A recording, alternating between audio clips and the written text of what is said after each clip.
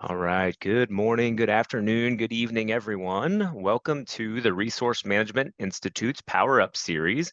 We're glad you're here, excited to share with you today. My name is Nick Cochran, and I'll be your host for today. I'm a director with the Resource Management Institute. I'll be joined today by Wade Little to share today's topic with you, which is digital transformation for resource management. We're excited to share with you today. And before we dive in, just to let you know, we are recording the session, and so you will have access to this afterwards. So if there's anything that you find interesting that you want to go back and review, you will have access to that recording. So just wanted to make sure you were aware of that. Before we dive in for today, though, I want to just give a big thanks to Big Time and Cantata for sponsoring the Power Up series. It's sponsors like them that allow us to bring this great content to you. Our agenda for today, we're going to start with just a little bit of an introduction. We're going to talk about the Resource Management Institute, who we are, what we offer for those of you who may not be familiar. And then we'll get into our main topic of the day, again, digital transformation for resource management. And then we'll wrap up with a couple of RMI updates, let you know what else we've got coming and things that you can look forward to and maybe get involved with. Throughout the session today, if you do have questions, you can put them in the questions panel. With just 30 minutes here, it may be a little bit tough for us to get to live Q&A at the end of our session, but if we do have time, we may take those. Otherwise, we'll take them offline and make sure we get answers to you. So feel free to use that questions panel as we go. Just a little bit about the Resource Management Institute. We are an institute that is dedicated to the advancement of resource and workforce management, thought leadership, best practices, and standards. We do that a number of ways. Just to name a few, we've got our quarterly market research surveys that we put out and that we publish. We have several white papers and thought leadership papers that are out on our website. We do have our globally recognized RM training and certification program that's called RMCP. And I'll tell you a little bit more about that at the end of our session today. And one of the other key highlights is our industry collaboration events. Certainly we have these Power Up series that we offer quarterly throughout the year. We did just wrap up our annual global symposium in April in Indianapolis, Indiana. And so that was a great opportunity to bring everybody together. And then we've got a virtual event that we run in the fall, and I'll tell you a little bit more about that at the end of our session today. And the Resource Management Institute is growing, and so we are now over 3,000 members, all focused on RM. And so it's a pretty cool community to be a part of. And so if you aren't a part of the RM community, if you want to advance the slide, Wade, we're always welcoming new members. And so, feel free to join. If you are a member, maybe, pass it along, send it to somebody else. You can see there at the top right of our page, there's a big join button. So resourcemanagementinstitute.com, certainly a great opportunity to take advantage of the free resource that's out there, and you'll get access to all kinds of white papers, insights. Our market research is out there. So over the last several years, you'll be able to go back and review any of the surveys that we've had in the past. You'll also get invites to other RMI events like this one and others, so you'll stay in the loop on what we've got going on. And then we also record all of these, so you can go back and review previous events if you happen to miss those. All right, now I'm going to turn it over to Wade Little. Wade Little is the technology practice leader at RTM Consulting. He's going to dive into our topic of the day, which is digital transformation for resource management. Wade, the floor is yours. All right. Yeah. Thanks, Nick. And hi, everyone. As Nick said, my name is Wade Little, and I'm a partner at RTM Consulting. I lead our technology practice. It's good to be here with you today as we talk about some of the trends in technology that's enabling digital transformation, basically things that will transform how we work and enable us to do our jobs better. Well, I'd certainly be remiss if I didn't at least talk a little bit about AI when it comes to trends and anything that's technology related. It's all over the news. It's especially in the news about the potential to replace workers, and that obviously has many people anxious or worried. And of course, I had to be a little bit snarky here and include the headline on on the bottom right here. I thought that was pretty funny. Nonetheless, when it comes to AI and the question of will it replace us? I want to get this out and on the table and address it head on. And like any good consultant, when presented with a challenging problem or a question, of course, I go right to Google. Well, I Googled, will AI replace knowledge workers? And this is the response I got.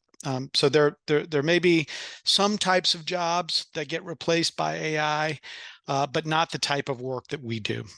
So for those of you who were able to attend our resource management global symposium that Nick mentioned earlier, our RMGS event, a few weeks ago, and listened into the technology panel that I moderated. This is consistent with also with what our panelists said, that AI will enhance what we do. It won't replace us. It'll make us more efficient. It'll surface better information for us to make better decisions. Okay, so now that we've got the proverbial AI elephant in the room addressed, let's talk specifics about resource management technology and some of the kind of macro themes or trends that we're seeing, things that are enabling us to transform how we do things today. So I'll talk briefly about each trend here, but then we'll dig into each one a bit in some subsequent slides. So the first macro trend is around employee engagement.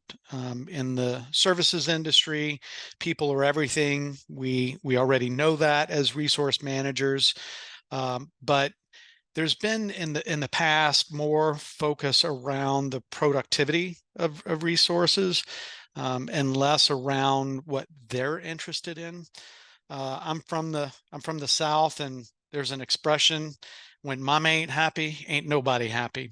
And I think that what we've learned is that happy employees make more productive employees, and so there has been a big shift towards engaging with our employees and at least meeting them, kind of halfway when it comes to the work that they're assigned to. And so we'll talk a little bit more about that. The second macro trend is around staffing optimization. I'd really say this is more of a continuing trend rather than a new trend, but there's even more that technology is bringing to the table here. And then the last trend that we'll talk about today is around skills management. As many of you know or may know, from our just-in-time resourcing or JITR framework, skills are an essential part of the resource management process. I think some of the technology vendors also see it as important, and there's been continuous improvement in this area as well. Okay, so let's talk a little bit more about employee engagement. So in the old days, as an employee, you got a call from your manager or from your resource manager that said you're going to XYZ project, and off you went, and you really didn't have much say in the process. And employees really they want a voice in the process.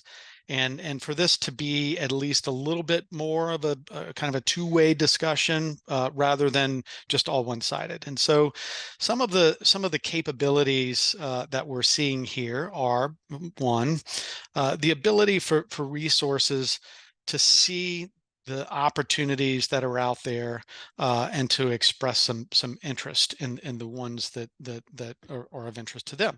So they can see this list and flag the things that they're interested in, and then when the resource manager is trying to staff that opportunity, they can see that this particular resource kind of raised, their hand and volunteered, or, expressed some interest in this assignment. And again, the resource manager and the project manager can ultimately decide, but at least there's an opportunity to express interest and to have this taken into consideration during the staffing process.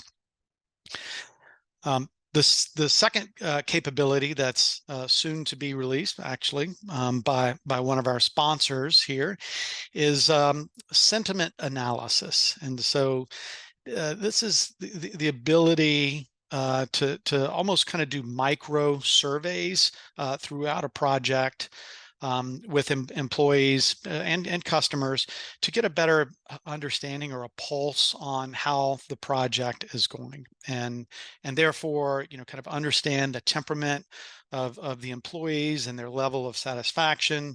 Again, happy employees are more productive employees. So the idea here is to suss this out, so you can take action. Maybe the employees are getting burned out, or maybe they're just not happy with the client, or not happy with the project manager. And so, again, you want to suss this out so that you can take some action. Another capability that we're seeing, which is also a little related to skills, but it's the ability to build a development plan primarily around skills.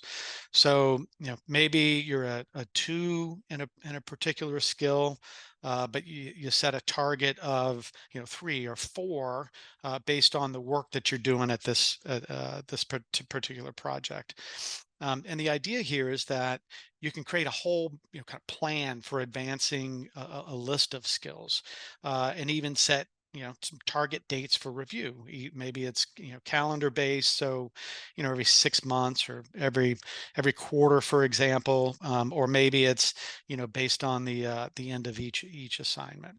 And so this development plan really kind of enables you to engage with the employees, and help them develop critical skills needed for projects assignment, all within the PSA tool, not just over in some kind of disconnected HR system. And so in some ways, this is bringing some of the key elements of the hire to retire process and integrating them into the quote to cash process.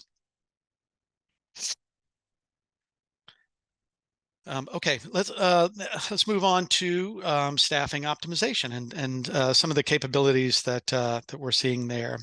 Generally, there's been some capabilities here in being able to see matching, or kind of some stack ranking or scoring, and the availability to compare one resource to another. So again, a lot of stuff that's already been out there.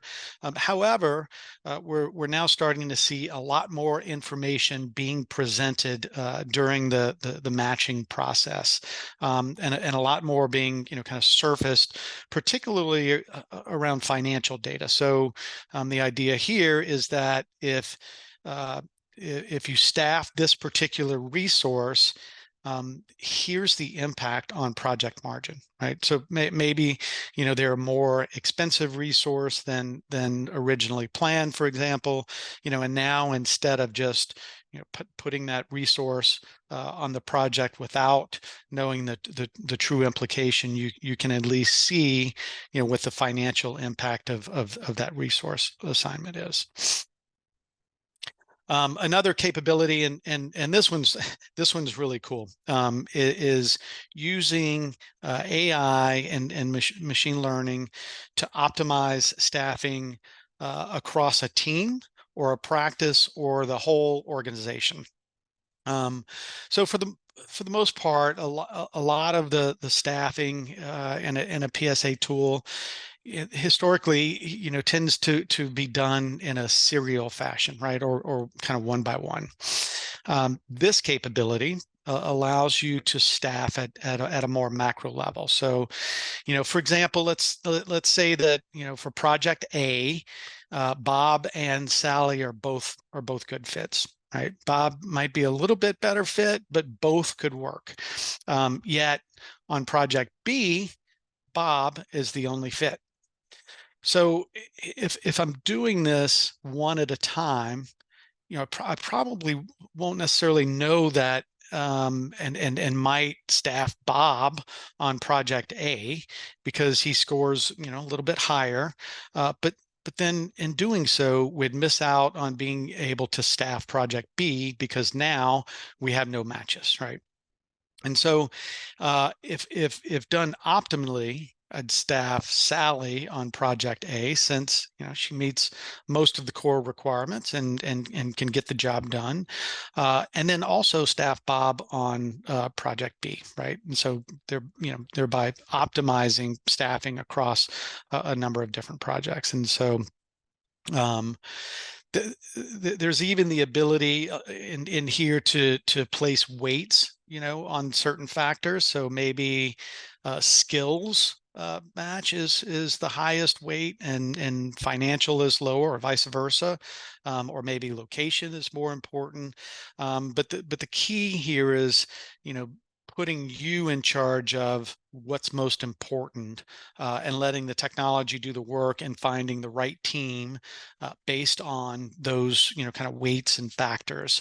And so again, this is just kind of an example. It doesn't replace what we do as resource managers, but would just make us better and more efficient. Another use of AI in this area is around the notion of fragmentation of services. So think about something like managed services, or a framework agreement as an example, where I have a contract for work, but it's unpredictable or chunky at how I'm going to perform that work. Or in some cases, maybe it's just that I have a lot of really small projects or assignments. And so, as resource managers, sometimes this can be like playing a game of Tetris, right? I see that Bob has a 4-hour block of availability on Tuesday from 1 to 5, and maybe I can put him on this assignment. And of course, things are always changing. And so the idea is, what if we could use AI to help us maximize staffing in this Tetris type of an environment? And so this is, a little bit more of a roadmap item, or something that's, a little around the corner. But nonetheless, it's a pretty awesome capability that we expect to see here in the near future. Okay, the last sort of macro trend is around skills, and again, there continues to be a lot of innovation here in this area. Skills are so important in the staffing process, yet it's also been really hard to build and maintain a skills database, and for it to be fresh and reliable or credible. Right. So there's been a lot of innovation in this area around the kind of creation and keeping this data up to date. So in some cases, we're seeing some technologies around skills curation. So instead of you building out a skills library from scratch, there's one that's already built for you. That you can just kind of take and augment, and so kind of taking common skills information across hundreds of different clients, and building out a starting point. And this could be industry based, or so forth. So I think that's a great idea. There's also the use of AI and machine learning to parse through resumes to automatically build out the initial skills profile of a resource.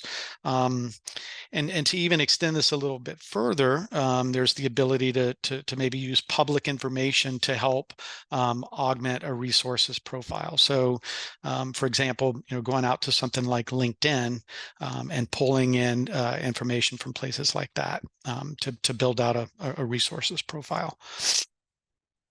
There's the idea of skills adjacency, and so this is the ability to say, "Hey, I see that you have this skill, and so if so, you might also have this other related skill." And so, again, just an opportunity to kind of really enrich the amount of skills that's built out for a profile.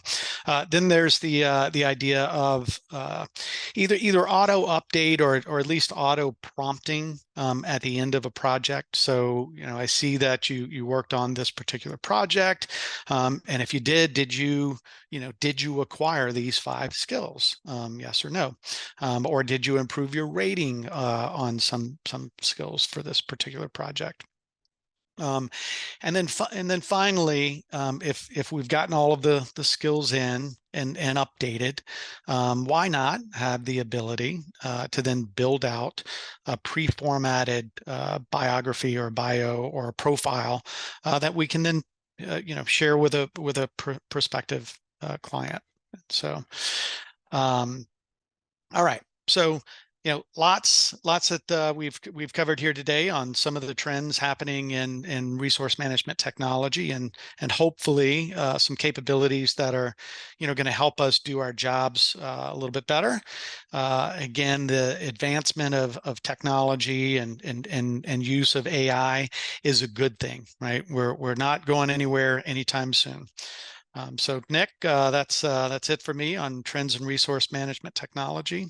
Thanks everybody for listening in.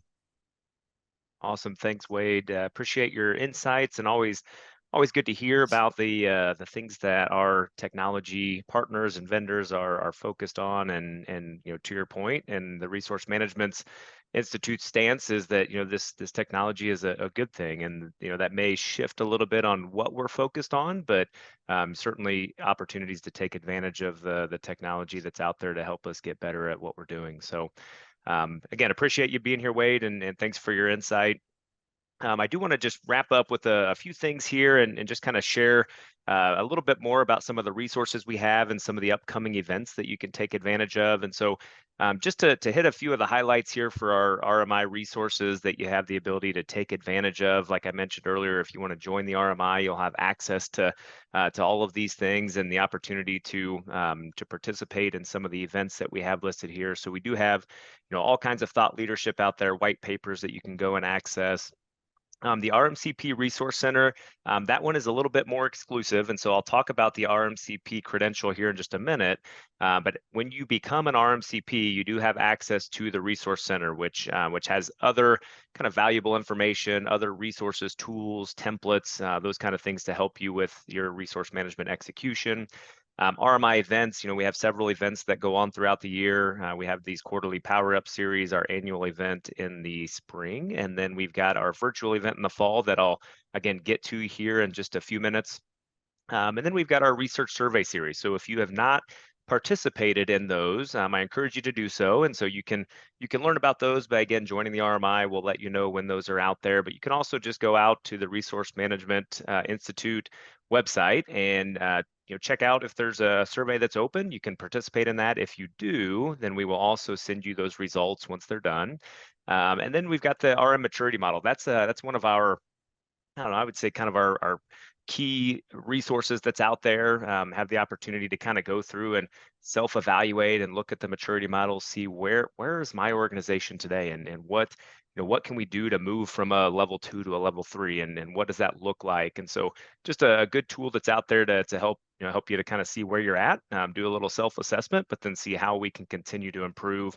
We're also going to use that maturity model as we get into RMI Connect, which is our virtual event in the fall. It's all about advancing resource management maturity. And then finally, we have the RMI Collab community. And so that is an online community out on LinkedIn, and it's all resource management professionals. And so it's a great opportunity to network, and you see questions and polls that are going on out there. So good opportunity to reach out and learn from other resource management professionals. So I did mention RMI Connect. That is our virtual event that's going to take place October 1st and October 3rd this year. The theme for the event, like I mentioned, advancing resource management maturity. So that maturity model would be a great tool to get familiar with and understand where you're at in terms of maturity. If you'd like to learn more or register for the event, you can see the website there, resourcemanagementinstitute.com/RMI-connect. You can also just go to resourcemanagementinstitute.com, and there will be a box kind of in the middle of the screen, and you can click on that. And so there is early bird pricing that's out there. So registration is open. I think early bird goes through, I believe it's August 1st. And so then the pricing will go up from there. But again, would love to have you. So if that's something that's of interest to you, check out the website. If you have questions, certainly reach out to us. So we've mentioned RMCP. And so what is RMCP? Well, it's a first of its kind certified professional skills development program for resource managers. And you heard Wade mention when he was talking about the just-in-time resourcing framework. And so you can see that there on the right. And he was talking more specifically about skills. And so you see that kind of there at the very top. And so this is the framework that we teach from for RMCP. And so we kind of work our way, what we call it the wheel. We work our way around the wheel. But that is the kind of the outline for the curriculum. There are 3 ways that you can consume RMCP. There is a 3-day classroom session, which, matter of fact, we actually kicked one off today at our headquarters down in Cincinnati, Ohio. And so we have a 3-day classroom session. There is also a live virtual option for consuming. And so those are 2-hour sessions that go over the course of 6 different sessions. And then there also is the on-demand format. And so that is available 24/7. You have the opportunity to take that at your convenience. In the program, we do have interactive lectures, I guess excluding the on-demand, obviously, but then have practical case study exercises so you can roll up your sleeves and get some hands-on in some of the resource management tools and techniques that we're teaching. There is a certification exam, and that credential is good for 2 years, and there's a recertification process with that as well. If you're interested in RMCP, you can take a look at the schedule. So if you want to go to the next slide here, we've got our upcoming classes. And so you see we've got a couple of classroom options. Like I mentioned, we just kicked one off today in Cincinnati. We have another classroom session August 20th through 22nd in Cincinnati, Ohio. And then we have a session in November down in West Palm Beach, Florida at our office down there. And so a couple of classroom options that are coming up before the end of the year. Also have several virtual instructor-led. So that is those 2-hour virtual sessions with a live instructor. Several options to sign up for those. You can register today. You see the website there. On demand is also, again, available 24/7. So I do just want to kind of wrap up here. Can't say it enough. I want to give a big, shout out, big thank you to Big Time, to Cantata for their partnership with the RMI and also their support for this Power Up series specifically. We do our best to bring all kinds of good content to our resource management community, and our sponsors are a big part of that. And so I want to say thank you again to them. And with that, I think we're almost at time here. We got about a minute left. And so I think what we'll do is we'll take a look at questions and see if we can handle those offline. But again, just want to say thank you. Thank you to the community. Thank you to all of you who are here. Appreciate you all taking time out of your day to join us. If you do have other questions, you see the email address that's there on the screen, info@resourcemanagementinstitute.com. Any questions you have, shoot us a note. We'll be happy to help.